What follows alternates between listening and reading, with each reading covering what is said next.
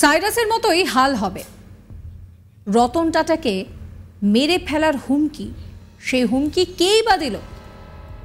একটি হুমকি আসে যেখানে বলা হয়েছে যে সাইরাস মিস্ত্রির যেরকম অবস্থা হয়েছিল তারও নাকি ঠিক সেই রকমই পরিণতি হবে। এমনই খুনের হুমকি দেওয়া হয়েছে রতন টাটাকে। মুম্বাই পুলিশের কাছে একটি ফোন কলের মাধ্যমে এই হুমকি দেওয়া হয়েছে। এরপরই পুলিশ তড়িঘড়ি কোটিপতি রতন টাটার নিরাপত্তাও বাড়িয়ে দিয়েছে। দেশের অন্যতম পুরনো ব্যবসায়িক প্রতিষ্ঠান টাটা গ্রুপের প্রাক্তন চেয়ারম্যান রতন টাটা প্রাণনাশের হুমকি পেয়েছেন।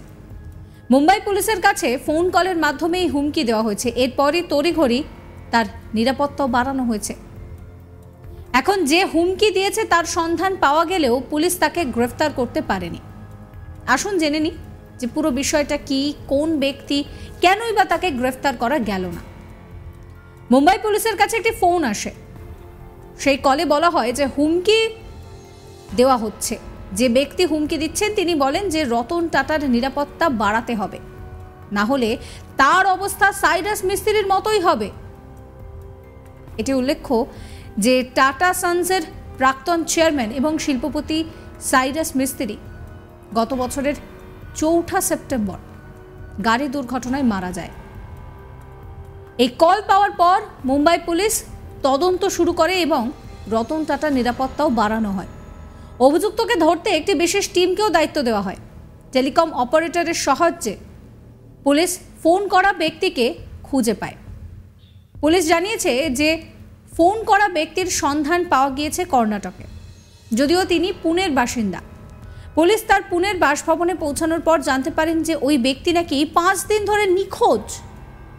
তার স্ত্রী থানায় মিসিং ডায়েরিও করেছেন। আত্মীয়দের জিজ্ঞাসাবাদ করে পুলিশ জানতে পারে যে ওই ব্যক্তি সিজোফ্রেনিয়ায় ভুগছেন এবং তিনি নাকি কাউকে না জানিয়েই বাড়ি থেকে বেরিয়ে যান। এই কল মুম্বাই পুলিশের কাছে আসে। মুম্বাই পুলিশের একজন আধিকারিক জানিয়েছেন যে ওই ব্যক্তি সিজোফ্রেনিয়ায় ভুগছেন, তাই পুলিশ তার বিরুদ্ধে কোনো রকম কোনো আইনি পদক্ষেপ নিতে পারছে না। হুমকি দেওয়া ব্যক্তি একজন MBA ডিগ্রিধারী।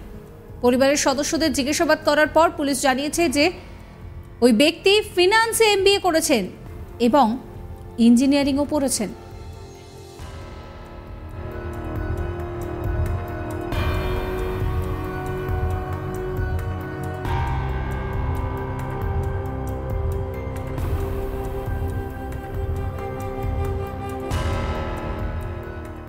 যে ব্যক্তি এই হুমকি দিয়েছেন তাকে কিন্তু আপাতত পুলিশ তার বিরুদ্ধে কোনো অ্যাকশন নিতে পারবে না। পুলিশ বলছে যে ফোন করা ব্যক্তির সন্ধান মিলেছে কর্ণাটকে, যদিও তিনি পুনের বাসিন্দা।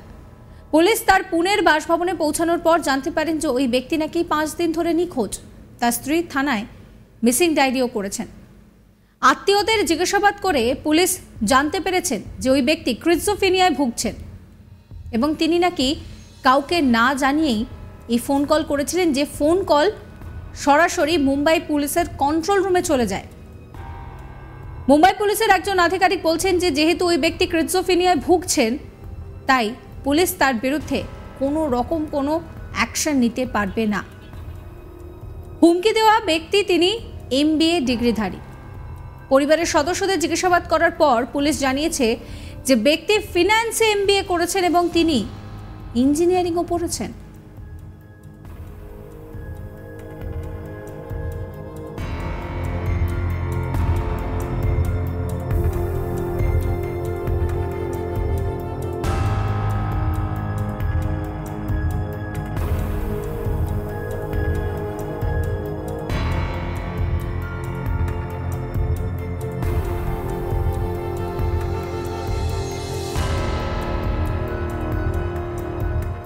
সাইরাস মিস্ত্রি যেরকম অবস্থা হয়েছিল তারও পরিণতি ঠিক একই রকম হবে।